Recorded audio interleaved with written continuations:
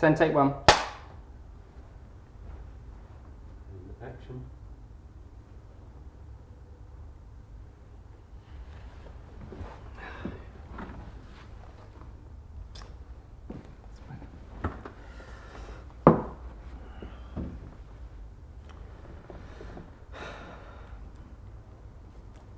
Well, this is a fine example of trance music. For those of you who might not be aware, trance music is a kind of dance music which thousands of young people in Germany and throughout Europe are passionate about. It's the most harmonious and optimistic of all dance music, contemporary dance music. The remarkable thing about trance music is that it is in utter contrast to the hard, pulsating, mindless rhythms of hardcore techno dance music. I think I actually fuffed it there. Yeah. 10, take 2.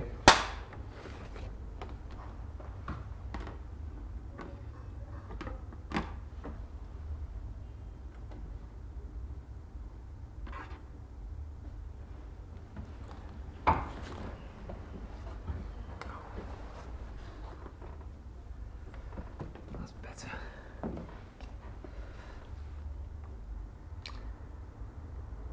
That's a fine example of trance music. Trance music is a kind of dance music which thousands of young people in Germany and across Europe are quite passionate about. Trance music is a musical movement which is gaining in strength. And we'll do that again. Okay. 10, take 3. Sorry. Sound still turning? Yeah.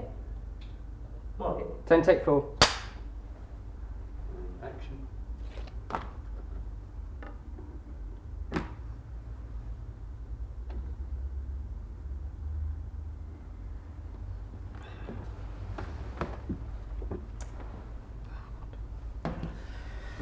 Well, that's a fine example of trance music.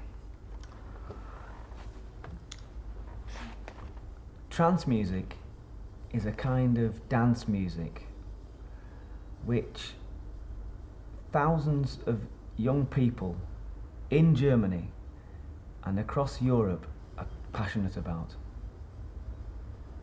Trance music is a musical movement which is gaining strength. Kind of. Feel that, Margaret? Mark it. 10, take 5. Action.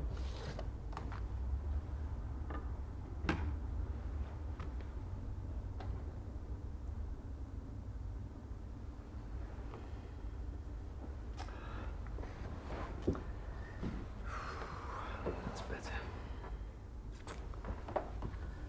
Wow.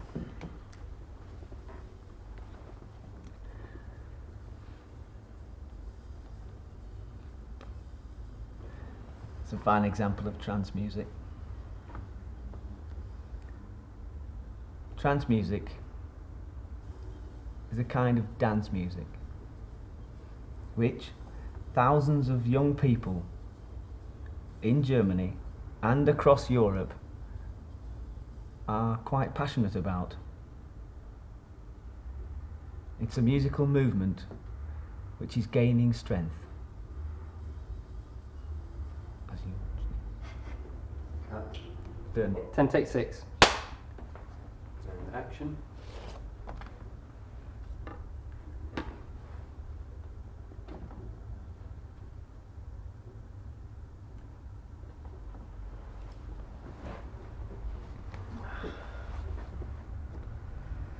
Ooh, that's better.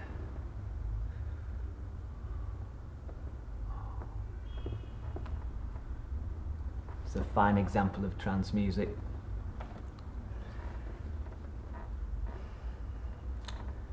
Trance music is a kind of dance music which thousands of young people across Germany and throughout Europe. Market. And action.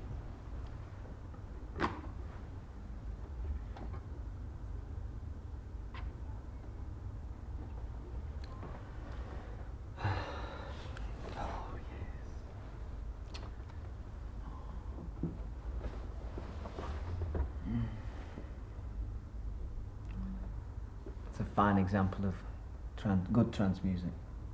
Cut. Yeah. So, And market. And action.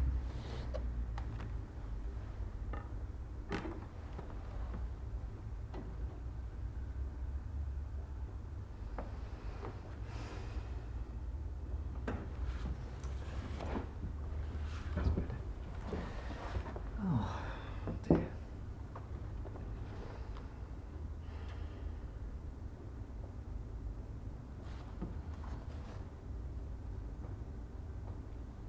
Right. Cut. Market.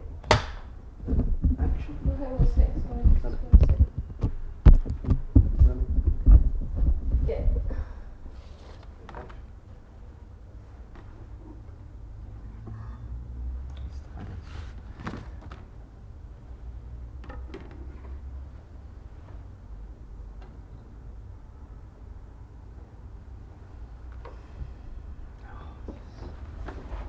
That's better.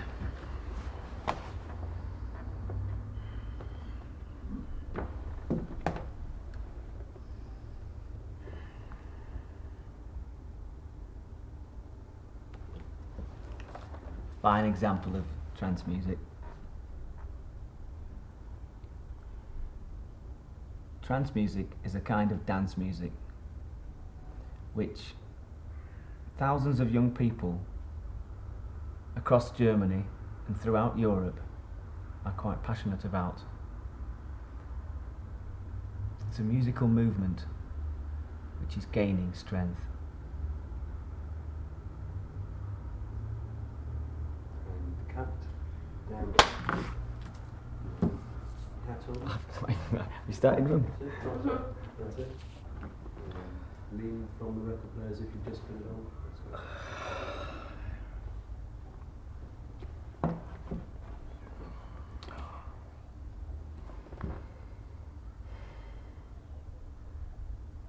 Red bundle. And take two. Action.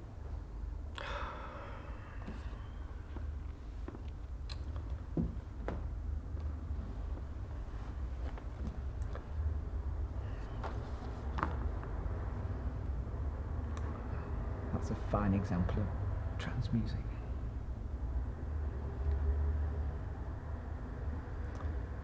Trance music is a kind of dance music which thousands of young people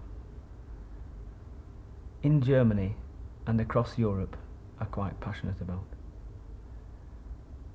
It is a musical movement which is gaining strength.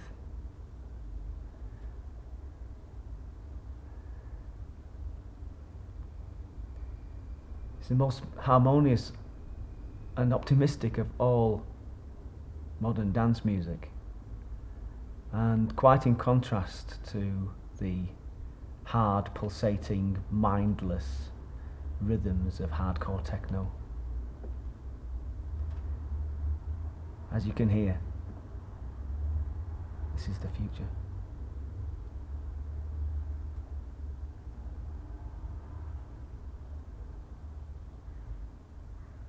Cut. One. Market. And action. It's a fine example of trance music.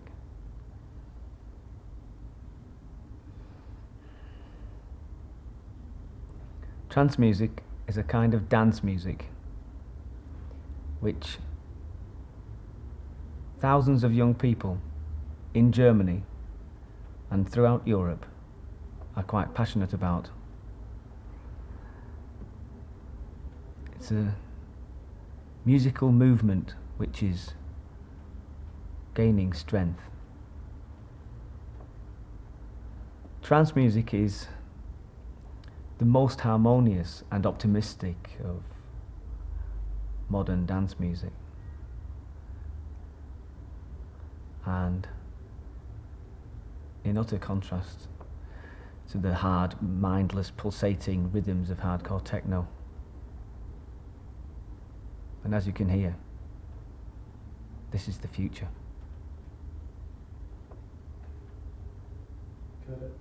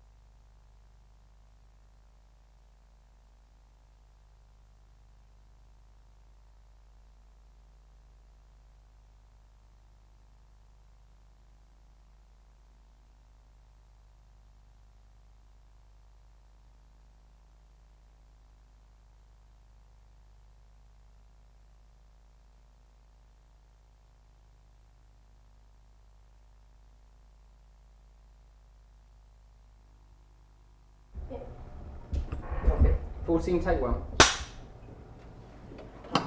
Mark, you're originally an Englishman, but you've been running MFS for 3 or 4 years now. But you came to Berlin about 10 years ago. No, I came here 15 years. 15 years ago. What was it that drew you to Berlin in the first place? Nothing really special at the time. You know, I came on the way to somewhere else. I just came from on a whim, just saw a sign, thought, well, I've never been to Berlin, I'll go there. I was on my way actually somewhere else. And then I remained here. Were you musically inclined before you actually came to Berlin? Yes. What sort of music were you into when you arrived? Oh, it was well, I came in about 1978, so I actually lived in West Germany for a while before I came here, and then I was involved in what at the time was like punk rock and new wave really. Right. At the time, and it sort of developed, you know, so when things went along. Was that sort of music still prevalent when MFS began? Was it very popular with Germans, both east and west? Well, it still is a little, and it's a minority, you know. I mean, if you go down to Kreuzberg, you'll find still punks dressed up like Sid Vicious, begging for money. Yeah. I think the prices have gone up actually. They don't beg for pennies anymore. They beg for like a lot of groups for that matter. But I used to do live mixing for groups. Yeah. The Toten Hosen, what does that stand for? Dead Trousers. It's actually one of Germany's most popular bands. And they're still selling records? Oh yeah, they're million sellers. They have like #1 platinum albums. Yeah. So, I mean, in the sort of climate where a group like the Dead Trousers are very popular in 1990 Europe, wasn't it very difficult to start approaching a label that's used to promoting bands like that? And No, because into trance? No, because parallel to the guitar band rock music, there was also in the early, like late 80s, quite a small community of people who were interested in acid music, you know, dance music, house music, and in the few small clubs which started up around late 80s, like the UFO. These was just like house clubs which played acid. It just developed from there, you know. How would you say the percentages have changed of young people enjoying that sort of music, the acid music as it was? Oh, it's just got more and more over the years. Was there a marked change as soon as the wall came down in Berlin itself? I would say there was to a degree, yeah, because all these East German kids who'd never had the opportunity to go and buy Western records, suddenly here was an open market and they're spoilt for choice.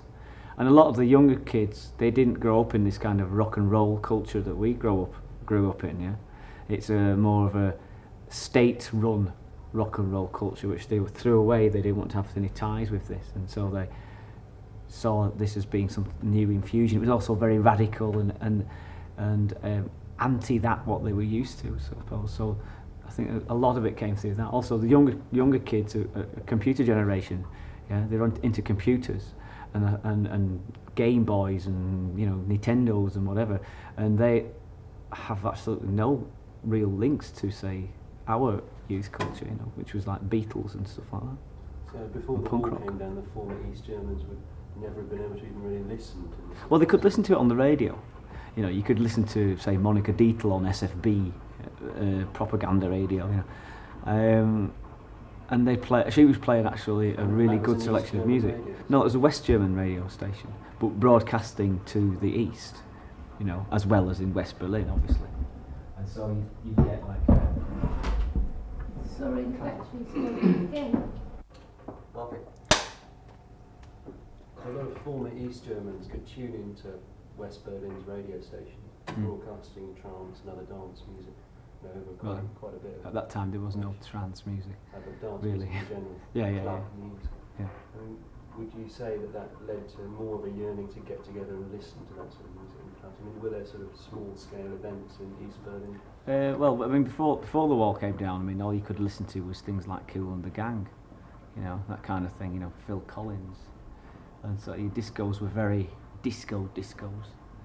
You had your token gay disco up in like Weissensee, but it was all like real trash disco music, apart from the odd like occasional good record, but like it was just trash. And after that, after the wall came down, I mean, it's a lack of knowing what to buy, I think. Also drove quite a lot of kids into clubs as well, out of interest.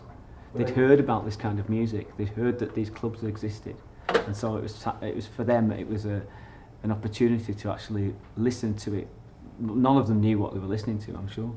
I mean, I don't know what I'm blooming listening to most of the time. There was no way for the young people of sort of East Germany to congregate and get together and enjoy a sort of large-scale, unsupervised sort of disco event Before the war. Oh, absolutely No impossible. chance. Impossible. They were all monitored. Yeah, you had youth clubs and discotheques, which were controlled by the Free German Youth and the state, i.e. the state, and they just, kept a close look at what was going down. Now, for example, an East German muck, or silly and muck, and to get it out of the way, they'd usually the minute they'd open the place up, they'd play, the 17% of whatever they're supposed to play, they'd play it, get out of the way so they could start with the real good stuff when the people punk came. wasn't really allowed then. Not really, no. In fact, it didn't exist in East Germany. It wasn't recognised as being in existence. Yeah? If you were a punk in East Germany in 1978 and you were wearing an armband with studs, and maybe your hair slightly cropped and spiky, and a pair of boots, and you walked across Alexanderplatz, your chances of getting from A to B, from one side to the other, were very limited indeed. You'd probably be take about 4 minutes, and the police would be there. They'd have you off in a van. As a subversive character. They didn't want you on the street. They didn't want to see you because you were they didn't have this kind of vermin, as they would put it, on the street. So they just sweep them off. Yeah, so any kind of gathering of punks in those days was considered as anti-state, and they were conspiring against the state most of the time. And any form of fanzines of anything would be immediately suppressed. Yeah. Could I have a coffee? Yeah, sure. MFS. MFS as a label not only releases records, but also organised parties and things like that. Very occasionally we do parties. I don't want to make it so that every week there's an MFS party. Is it common for labels in Berlin to have their own clubs or organise parties? Well, Trésor has its own club, but the club was before the label. Yeah. And just out of the club and the people going to the club, the label was born. That's quite a common thing. Yeah, I think so. Yeah, and also record shops do this as well. You find record shops will have a label after a time, promoting specific kind of music. But with us, we were just born out of a state-owned record label. I mean, it was my idea to have a label which was slightly different anyway to what was going down at the time. It was all very hardcore and quite sort of energetic techno music, which I quite liked, but I thought it was a little bit one-sided. Yeah, I'd lost the feeling for some kind of melody and some kind of depth to the music. It was very, lots of effects and lots of samples and things, but it never really hit me in my heart, as being kind of melodic and having some kind of emotion to it. Yeah, it did have an emotion to it, but the emotion was very cold, very rhythmic, and very, very German. Yeah, yes. March music for the 90s is here. Yeah, that's kind of a kind of fascism, and I wasn't really too keen on that. And so you deliberately pushed MFS in a more melodic sort of trance. In a way, there's your coffee. In a way, you could say that, but I didn't deliberately do anything. It all was more or less it's the most pure natural direction. Yeah. Also, techno had become almost a dirty word in Germany.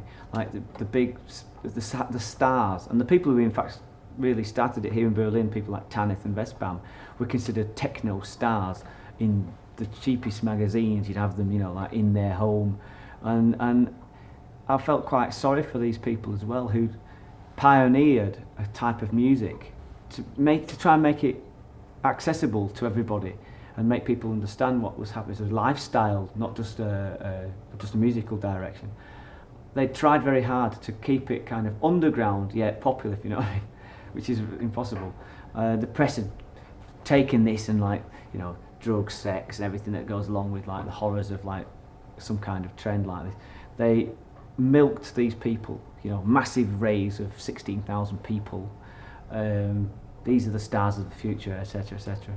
And I think a lot of them were feeling a little bit kind of put into the corner. The media were like bleeding them completely, and it was becoming a bit sad to see these people, you know, having this huge label techno hanging around their necks on chains, yeah. And so in a way, more or less, it's like I thought, here's a way to create a kind of techno music, which gives these people a way out, a way of being progressive and a way of being creative and innovative at the same time, but without having this techno label thing around the neck. And so we went off on a tangent, if you like. And basically, what you would like to think that MFS does is provide a more harmonious listening environment wherever it is. It's the sort of trance music that is most warm to the senses, really emotionally charged, intellectually. And also not, I think I always considered techno music mainly a male thing. Yeah, you go to raves and it'd be like 85-90% males, and I think this so-called trance music, because I say this because I don't consider it as just a trend of any kind. I think it's a natural progression. We've more agreeable to women. It's more, yeah. I mean, I think lots of girls can get off on it as well as guys. You know, it's not just it's not feminine. You know, it's not just a feminine thing. But I think that because of the melodies and because of it's a lot more sensitive somehow. Yeah. It's a step away from the nosebleed stomping. Yeah. Like mindless, like aggressiveness. MFS is staging their own party in a town called Frankfurt Oder, which is on the Polish border. Which is on the Polish border. Yeah. Why did you particularly choose to stage it in such an obscure place? Our distributor asked us this question actually, because we're an East German label, and I feel that the East German kids don't really have the opportunity always and the money to come to Berlin to see Paul van Dyk or Microglobe playing live. And here's an opportunity for them to see these people in their own town as well for less than half price than what it would cost here. Yeah. So, I mean, seeing that it's exclusively MFS artists that are going to be DJing at this party, would you say you're providing, since MFS is consistently going in one melodic direction, would you say that you're providing a unique environment for these people, in that it's not going to be complicated by a particularly hard dancing DJ coming in and changing the whole power of the night? Do you see what I mean? Yeah, I see what you mean. Obviously, yeah, we're going to create something for them, which is typical MFS evening, like disorganisation, mismanagement, So technological failures, I mean, this is all part of it. Yeah. Would you say there'd be less of the nosebleed stomping tracks actually being played? Oh, it'll go up and down, it's not just going to go up and up and up and then carry on and drop at the end. It'll go up and down depending on who's playing what in the set. It remains to be seen, really. I can't predict what's going to happen. It could be a complete disaster. It could be a great, huge success. I mean, the thing is I do it for the kids in East Berlin or in East Germany, and it's not for the people from West Berlin or East Berlin, really. And I didn't have these people in mind. Yeah, I wanted to do something for East German kids, and you can't always go to Frankfurt. They can't always go to Cologne, to Frankfurt in West Germany, to see their stars, Sven Väth or anybody like that. So I'll take it there and give them the opportunity to see it, So there tends to be a conglomeration of cities over in the western part of Germany which seem to see all the action. Berlin seems to be a bit of an outpost. It's a question of money. And a question of money, exactly, in geography. It is an 8-hour journey to get from Frankfurt to Berlin. Yeah. That makes a difference in people's pockets. That, as well as the fact that Frankfurt is a very rich city and Cologne is a very rich city.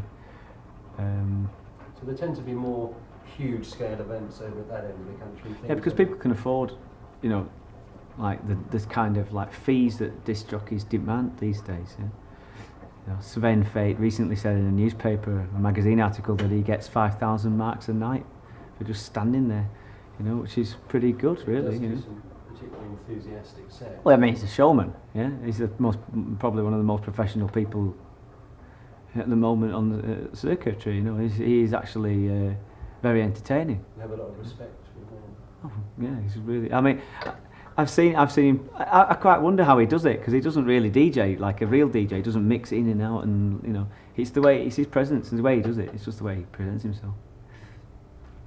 So, I mean, the DJs in Berlin, Frankfurt, people like Sven, do they tend to do sort of aggressively long sets? Well, he's renowned. Sven Väth is renowned for like doing like 19 million light years a set, you know. for like he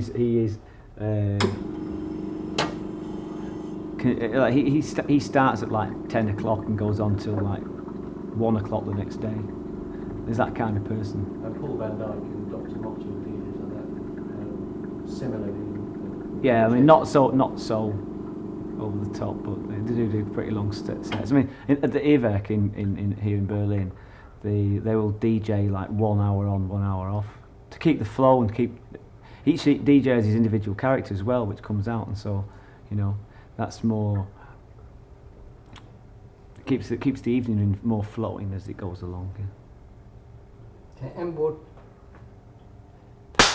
14, take 4, M board. Sorry, I wanted to put in Sven Väth, but I should have done an interview with you as well. Yeah. Go for it.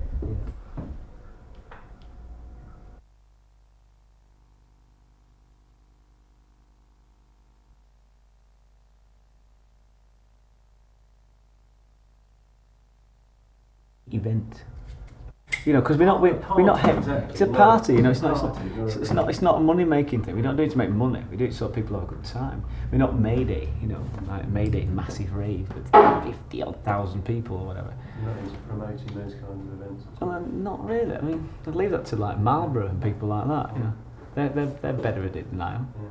They got more money. Leave it to whom? Marlboro? Marlboro, you know, like the cigarette manufacturers. Or leave them to sponsor these Whopper? Yeah. Is that what happens sometimes? I find the massive raves really unbearable. Yeah, when seas of people like bobbing up and down. And the music's not loud enough. Yeah, well, I like it a little bit more personal. I mean, it's personal taste. I know people who love going to these massive raves where there's a zillion people there. I prefer to keep it smaller somehow. Not too many people. You know, 1,000 people or something's okay. Yeah, it's more pertinent to the listening environment. Yeah. Really? It's not as claustrophobic. Yeah, of course. Talking about your label again, do you get a lot of demo tapes coming your way and things like that? And do you get a lot of interest from places outside Germany, people wanting to sign on to your label? Now we do. Since maybe half a year or three quarters year or so ago. I mean, at the beginning, we had to like ask people to give us tapes, beg, please give us tapes. And whereabouts do they come from? I mean, do they come from a diverse? All over the place, from Japan, Finland, America, England. But my label's a German label, and I'm interested really. I mean, you're more dedicated. I think Berlin has been neglected, even in the past with its rock music. They were all crap anyway, but it's besides the point. It was always neglected and always looked down upon somehow. And the same thing with the techno scene and the trance music that's coming now.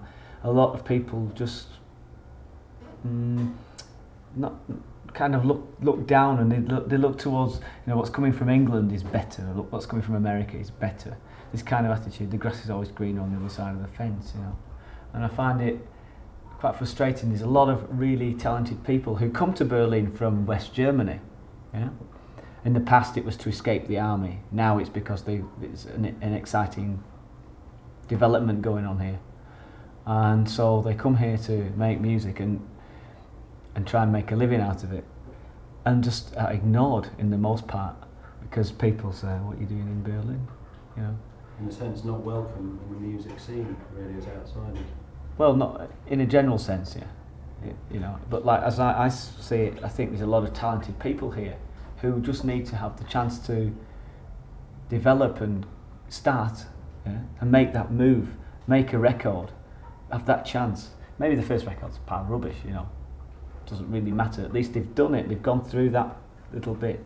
So when you get a demo tape, we get demo tapes. It's not been very often that we've got a demo tape and really said, wow, that's it. It did actually happen once where we put a demo in the cassette recorder and listened to it, and we thought, this is fantastic. And who was that? Hugh, mate. But I think at the time it happened to be the wrong cassette. We were listening to the wrong cassette. And you've released a song that Well, we released it. We realised this afterwards, but we released it anyway. And then we went and did another record with them because we thought it might be quite a nice and development, you know. They're German artists. But they weren't from Berlin; they were from away. So you'd have to hear something extremely special for It has to grab me, but it has to get me in the heart. You're not necessarily interested in something coming across as being polished, slick. No, it's got You'd nothing rather to hear do a with little raw originality. It's got nothing to do with the production, really. It's the excitement that's generated by the music in itself, whether it's done at home on a 4-track or whether it's done in a massive studio. I find usually things that are done in massive studios too boring, you know, because it's too lineal somehow, you know. I mean, in a lot of ways, techno or trance Doesn't need it. Techno and trance seem to develop in terms of new noises and new sounds being discovered, perhaps on new synths or new methods of tinkering with various equipment in a studio. Would you say that that's the most exciting area to come as far as trance music is concerned? New electronic sounds that have never been heard, or would you say? Well, it's all people's imagination. How and what they do with the sound. You know, you could buy a synthesizer and it stays at home and you haven't the faintest idea how to turn it on, let alone use it. Yet somebody could come along who has a bit of an idea, who has imagination, and can create wonderful new sounds out of it. And it's a lot of old equipment which is getting more like the analog synthesizers. They're getting more like the profile these days than the new like digital synthesizers. And would you say experience, as far as like the amount of years people have used this sort of equipment's got anything to do with it? No, nothing at all. I'd say it's more like the enthusiasm has got more to do with it. You know, how enthusiastic, and you find that these young kids who from East Germany or whatever, who've never had the chance to hold a synthesizer or play a synthesizer ever in their life, suddenly they have the chance to like get hold of something and they're much more. They have much more energy. Yeah, I find someone could have been playing synthesizer for 25 years. Maybe he has a knowledge of it, but it doesn't necessarily mean that he's creative with it. I mean, Cosmic Baby's been using synthesizers for 14 years. Well, he's been playing piano, but I don't know if he's been playing synthesizer for 14 years. You have to ask him. Yeah. But you know, it's a different thing. He's always updating his equipment anyway. So for him, every synthesizer becomes a new toy to play with. I mean, he has very refined and inventive melodies. I mean, most people would be able to tell that he had quite a lot of piano experience. He's not a one-finger piano player like a lot of these techno artists are.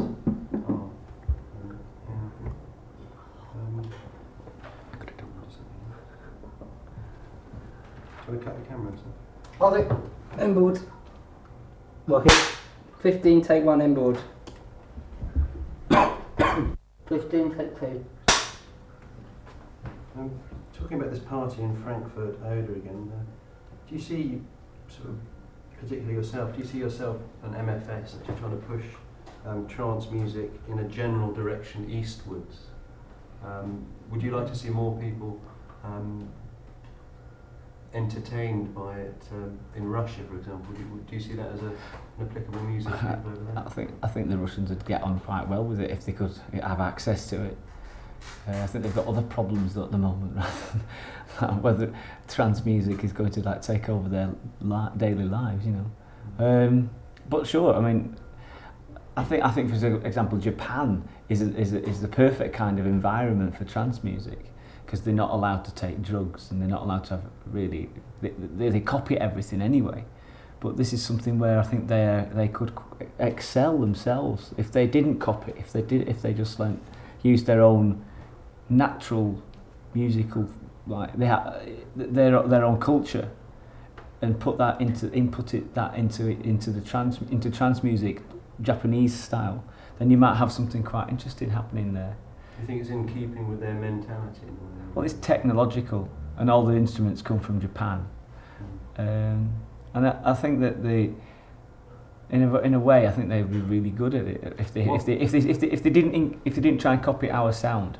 You know, that's the problem with the Japanese. They copy everything, and instead of like trying to create it for themselves. I think they'd be good though at creating it for themselves. They'd find something which they could probably market outside of Japan, other than sort of silly like karaoke or something. You know?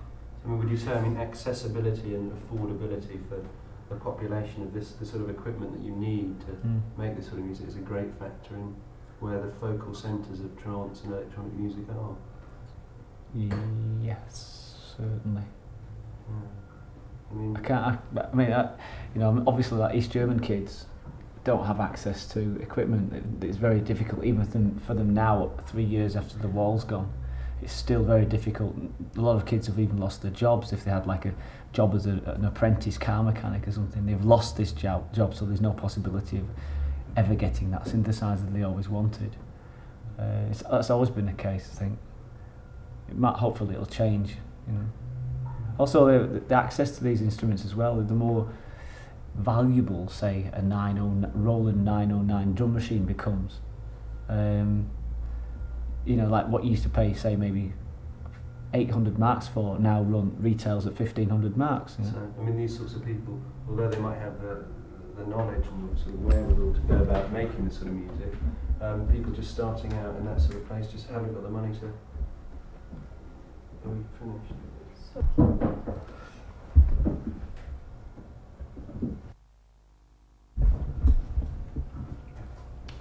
Hey, buddy.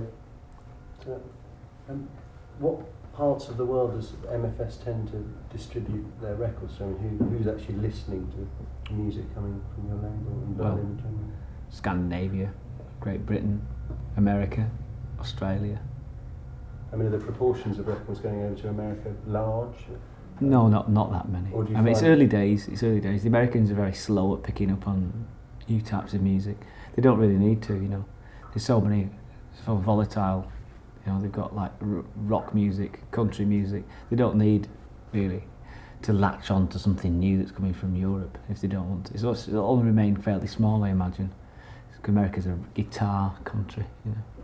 So, I mean, probably the same amount of people who buy your records in England would be buying them in America, sort of thing. Yeah, times 10 probably. Oh, times 10 in America. Yeah, I mean, like if you take each country or each Yeah. little bit and then just like you know, then it would be times 10, I think. There's obviously quite a vibrant scene in Scandinavia and places like that. Yeah, I mean, I've heard that Finland is supposedly like a really good scene happening there. I mean, generally, presumably, most of your records are actually bought by DJs.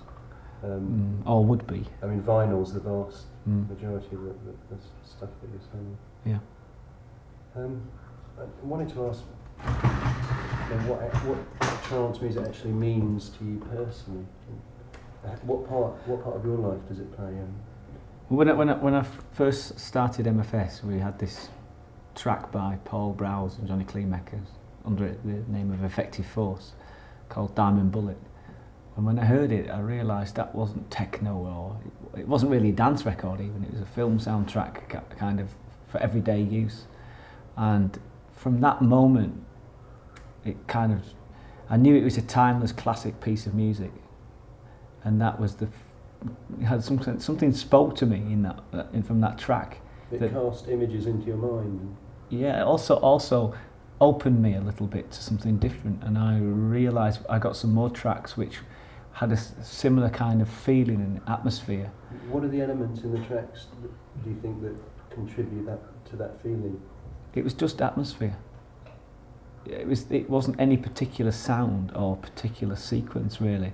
It was the way the sequences and sounds fit together, I mean, which gave a kind of hypnotic, trance-like.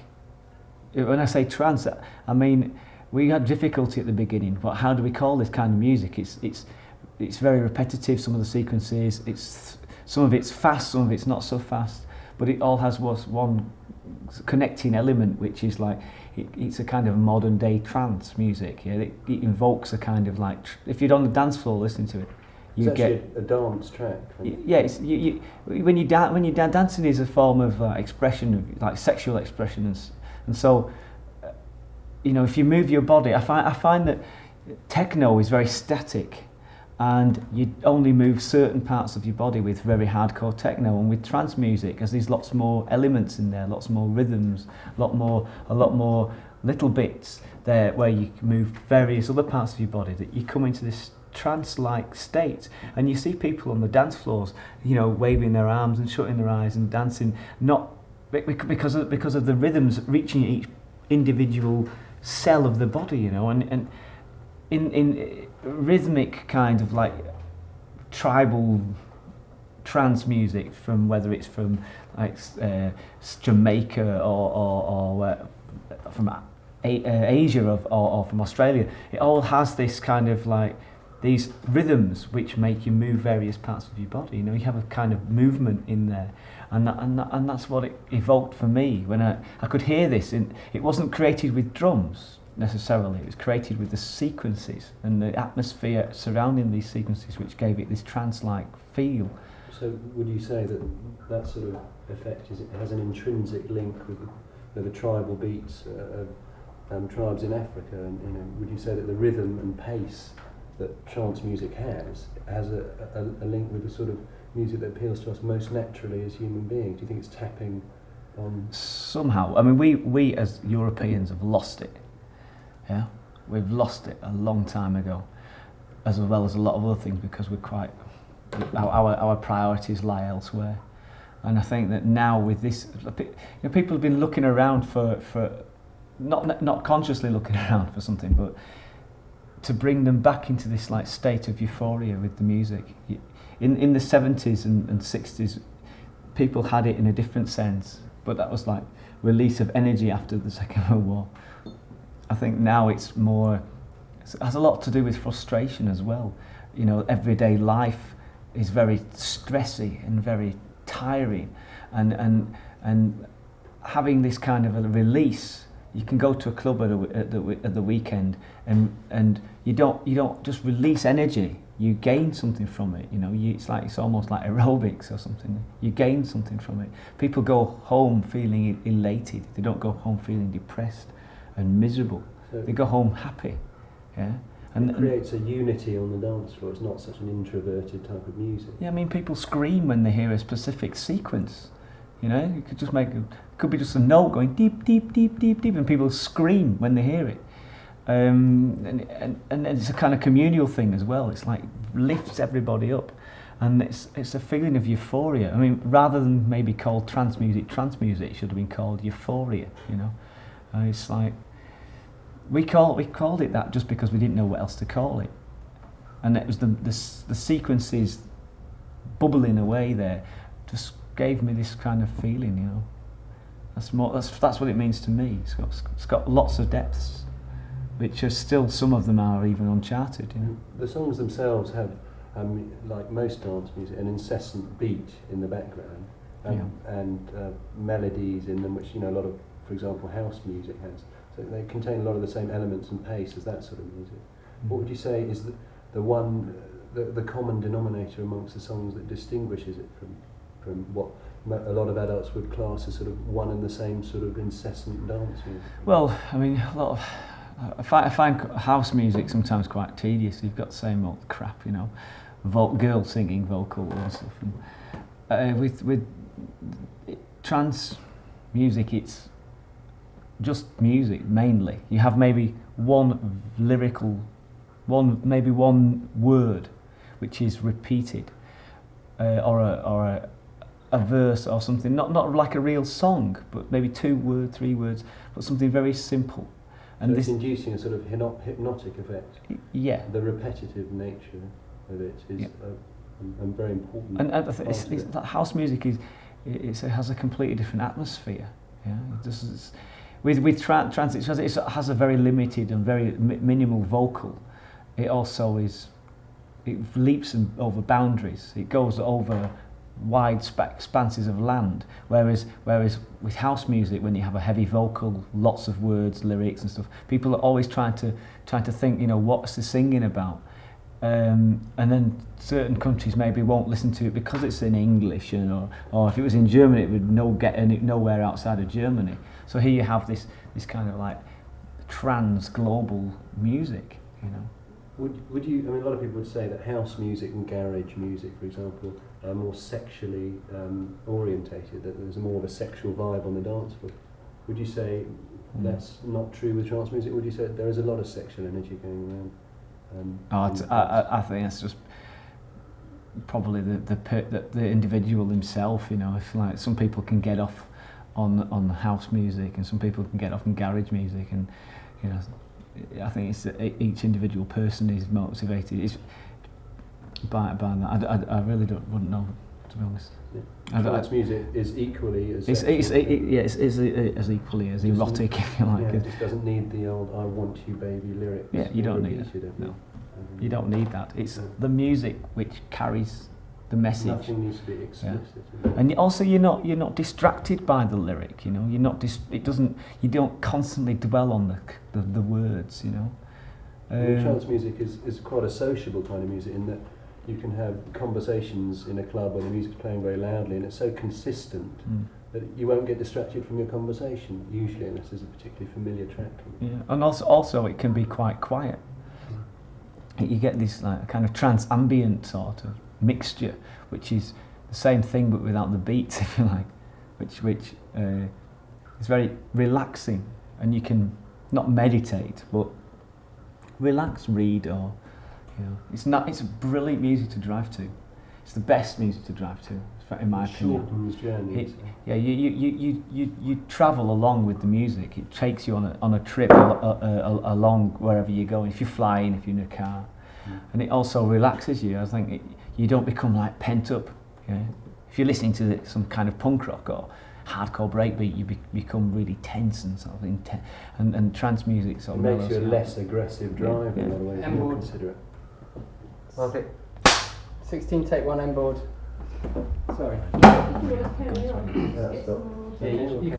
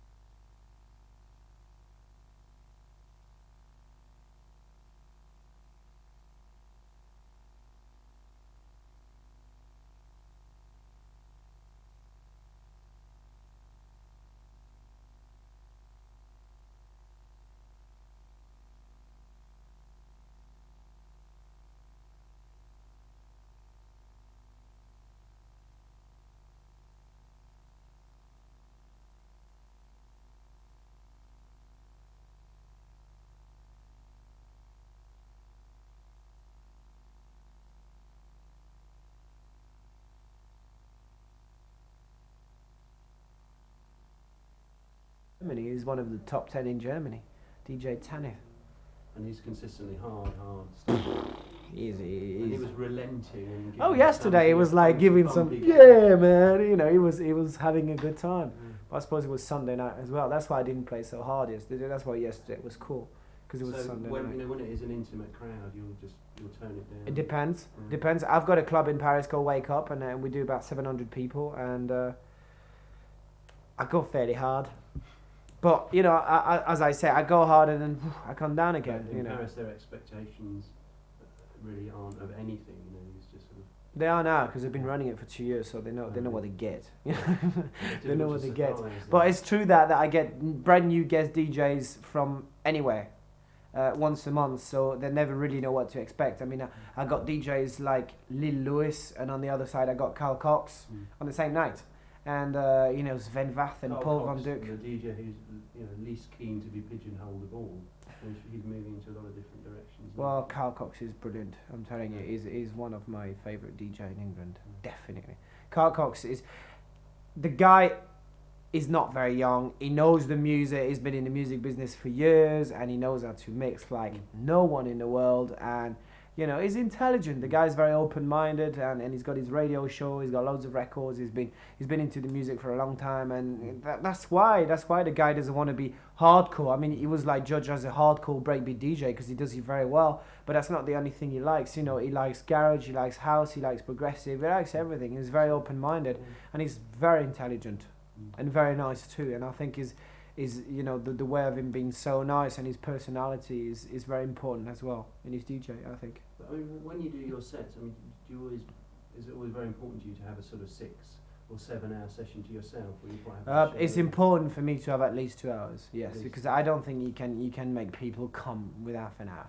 Either you've got half an hour, you've got your 6 best like top 10 records, blah blah blah, and you just play them and that's it. But that's not you can't show them your personality with playing half an hour. I think is being DJs as well, showing your personality, showing what you're doing, and it's very important to have long hours. I really feel like it's so important to have long hours. I mean, I can't stand DJs who play half an hour. I can't understand a DJ who plays half an hour.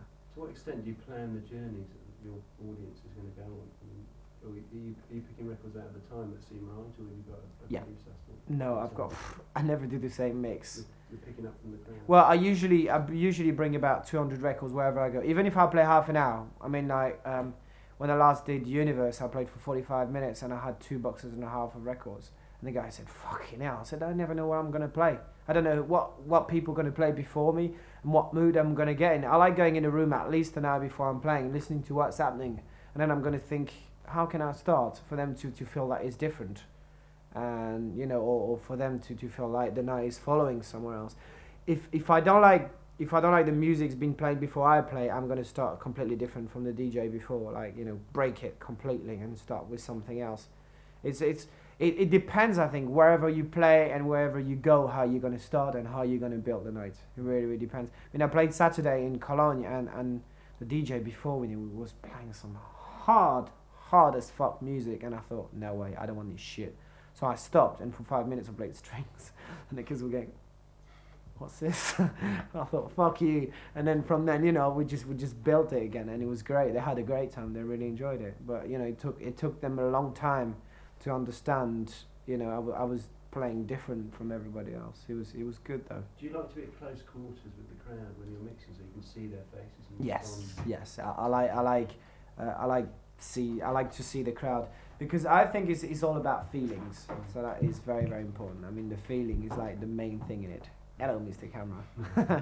I think the feeling is the main thing about DJing, and I do have to see the crowd. But sometimes when you mix, do you find yourself sort of picking out on certain people regularly just to see whether they're particularly enjoying certain songs? Well, I think it depends where you play, but it's true that if you're close to them, if you see what's happening and the reaction, it's all about reaction, feelings and stuff. I can basically feel or understand what they want. I play.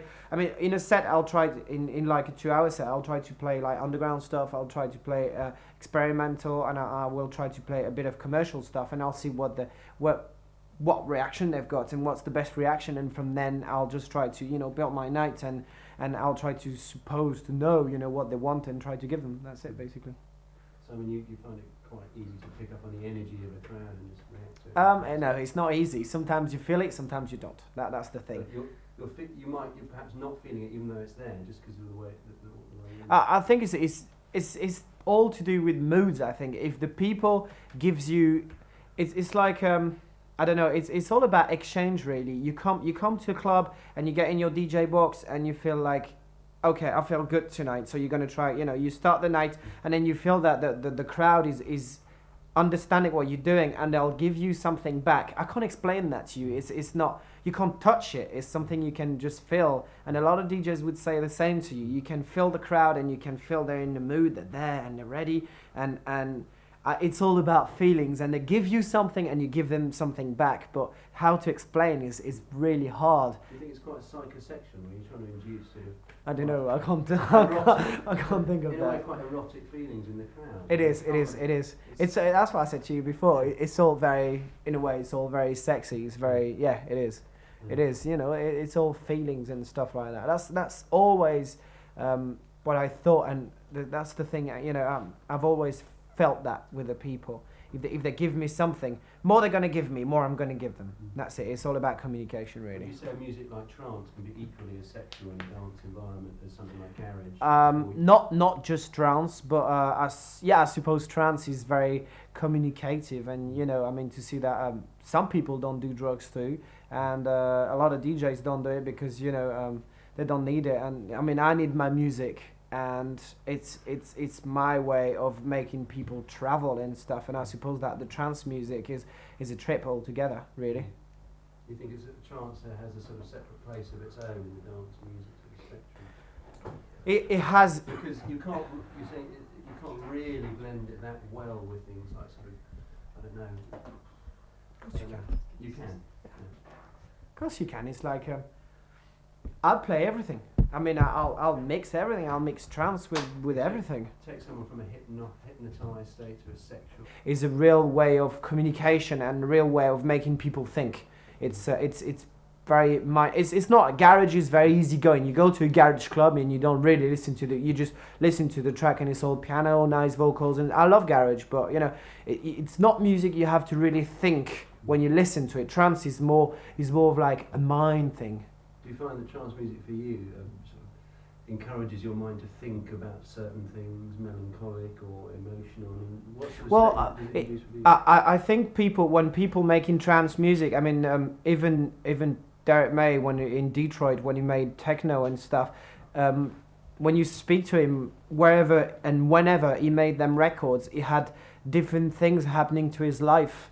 And you know, when he split up with his girlfriend, he made Our Time, which is one of his best tracks, I think, and it's very, very moody, and you can feel there's something wrong, you know what I mean? And I think when whoever's making trance music, they must transpose their feeling into the track. I suppose so. I mean, when I do a track, if I'm really happy, obviously the track is going to be more happy than when I'm tired, or you know, if I'm sad or something. And it's true, if I'm sad, I'll suppose I'll transpose that to my track and do something fairly dark and sad and whatever. I suppose a lot of people do it. Yeah, it's very moody. You know, it's very, very moody in a way.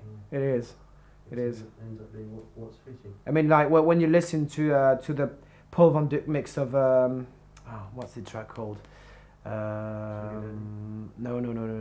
I've got the track here. I can see the tape of Love Stimulation. Apparently, he was fairly sad when he did the track, and I mean, you can really feel it. The track is so beautiful, it's gorgeous, but he's sad. He's so sad, and I suppose you know he just put all his feelings into that track. A lot And of Paul Van Dyk's remixes tend to have quite a melancholic lilt to it. it's melancholic, but a lot of his stuff is very happy, like really, really happy piano, you know. And Paul is a very happy person usually, but when he's did that mix specially, you can feel that there's something different. There is something different there, and must have been, you know, with his moods, definitely. And do you think the sort of type of trance music emanating from a lot of other dance music focal centres has a lot to do with the emotional state of the perpetrators in the first place? Yeah, I think it's much to do with it. Yeah, I think it's definitely all about emotions. Definitely. That's the main thing about trance music.